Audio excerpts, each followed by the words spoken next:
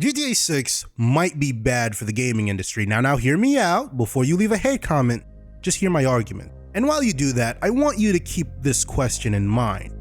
How much would you be willing to pay for GTA 6? Just think about it. Grand Theft Auto 6 is by far the most anticipated game in video gaming history.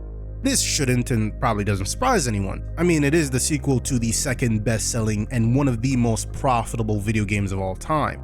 But this in itself might be dangerous. Now, let me explain. Modern AAA video games cost $70, but believe it or not, a long time ago it was only $50. It only went up to $60 as we transitioned into the PS3, Xbox 360 generation. I'd imagine, even back then, gamers were not exactly thrilled, but games were looking a lot prettier coming out of the 60 generation, so yeah, people sucked it up.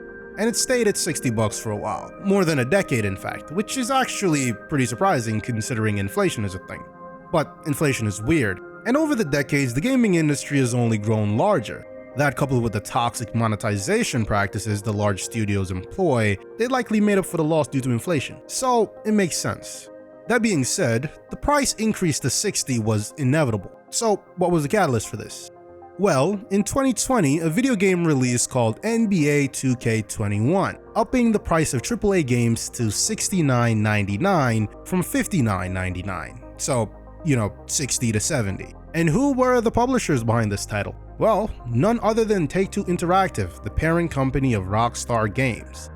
And this is where GTA 6 could be potentially dangerous for the gaming industry. It promises to be one of the most amazing open world games of all time. That's if we're going off of Rockstar's history. It's likely going to set a new standard for open world games, graphical fidelity, NPC AI, and likely large-scale city simulation. While I always advise some level of skepticism while anticipating modern video games, given Rockstar's track record, I can confidently say I'm cautiously hyped. And the hype is real. This gives Take-Two quite a bit of power here because the truth is, regardless of how expensive GTA 6 is to make, they're almost guaranteed to profit just from pre-orders alone. And GTA 6 will sell, regardless of the game's quality. Remember the question I told you to keep in mind? Well, how much would you be willing to pay for GTA 6? Really? Take-Two could charge the standard $70, or they might ask for $80, $90, maybe even $100. And while yeah, people will be pissed, would they be pissed enough to not pull out their wallet?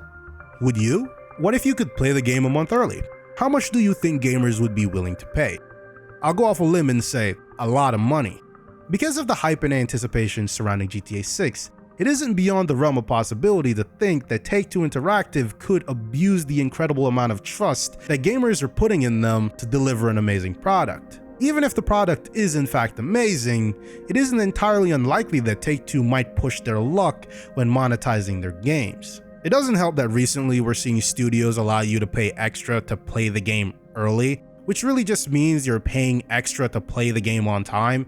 And for people who can't or are not willing to pay extra, well, get fucked. What I'm getting at is GTA 6 is gonna change the gaming industry. And while it might set a new standard for video game quality and scope, Take-Two might set a new standard for greediness depending on how they choose to monetize the game. There's also GTA Online to think about.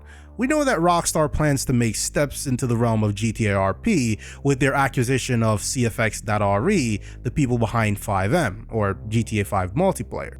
Of course, Take-Two is a profit-driven holding company, so they'd only greenlight this if they believe it to be profitable, which brings the question if they plan on monetizing it. Well, obviously, but if we're lucky, people can just have their own private servers, but who knows, maybe they'll find a way to monetize those too. Regardless, if they do decide to do something new, anything potentially negative for us consumers, I fear it might become a new standard within the industry. Okay, so I already finished the script for this video when I recently saw some news about some more toxic monetization by Rockstar that people aren't too thrilled with. It pertains to GTA Online, but I don't really play GTA Online, so I can't really speak on it, but from what I understand, there were some quality of life changes to the game that Rockstar decided to lock behind their GTA Plus subscription, which I hope no one's actually paying for. Everything's about money. Video games are just product made to generate money. If Take-Two's monetization practices prove to be highly profitable, then it's likely that other studios will try to emulate them, regardless of how toxic they are. It's about testing the waters, you know? How much are gamers willing to put up with? What's the limit? Unfortunately, as consumers, we're fucking terrible at speaking with our wallets. Well, Most of us are.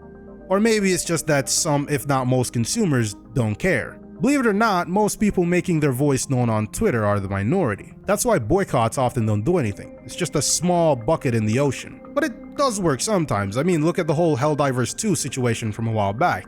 But I digress. You know, there was rumored to be a single-player DLC for GTA 5, but it likely got scrapped to make GTA Online content. Well, I guess it's not a rumor anymore. You can probably expect that lack of single-player DLC trend to continue into GTA 6. And it does really suck. As someone who isn't a fan of GTA Online at all, the idea that a large expansion to GTA 6 would be locked online and not accessible in single-player is a pretty depressing thought. Imagine there was a map expansion adding a new city or something like that, but it was only accessible online. Man, I hope not. But it's not just matters of monetization. There's something Rockstar already does that, if done with GTA 6, might set a new standard. Rockstar makes multi-platform games. Despite this, they're one of the only modern AAA studios that will release their game exclusively on console first. As a PC player, you can probably tell I'm not exactly thrilled with this approach. And so far, it seems that GTA 6 is gonna follow that trend and release on console first. So yeah, I'm SOL, but I digress.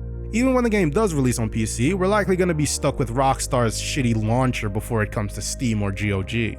Point is, this approach with GTA 6 might set a new standard for video game releases, as these companies might want PC players to buy the game twice, even though the amount of PC players with both a PC and a console is probably pretty small. All that being said, I will admit, of the two, this one is a lot less likely. Only Rockstar could realistically not take a financial hit from doing something like this. I mean, we see it in PC platform exclusives. You PC players remember Avatar: Frontiers of Pandora? Yeah, probably not, because it didn't come out on Steam until a few weeks ago. It's exclusive to whatever the fuck Ubisoft's storefront is called. The game lost a lot of steam on PC because it was absent from the main platform PC players use. I mean, the Epic Games Store is just a Fortnite launcher in GOG. It's pretty good actually, but Steam is the primary storefront and launcher players use. But if any studio can drop a title and have it actually be fine popularity-wise despite not dropping on Steam, because their games are just that popular even though their launcher sucks ass. I mean, you literally have to go through it every time you boot up GTA 5, but that's a whole other video altogether. Point is, I gotta stop saying point is, but the point is, I think it's a possibility that other studios releasing very large popular games will follow the trend of console exclusivity before the PC launch. Overall, like I said before, GTA 6 might bring quite a few innovations to the gaming industry, and I get being hyped, but also let's keep in mind Rockstar's track record with monetization, and proceed with caution and a keen eye. As consumers, it might seem futile to push back on these large studios, and maybe you're right, but if Take-Two pulls some BS, let's hope enough gamers get pissed off to hurt their bottom line. I mean, probably not, but a man can hope. And remember to speak with your wallet, that's the only language the corpos hear. Thanks for watching.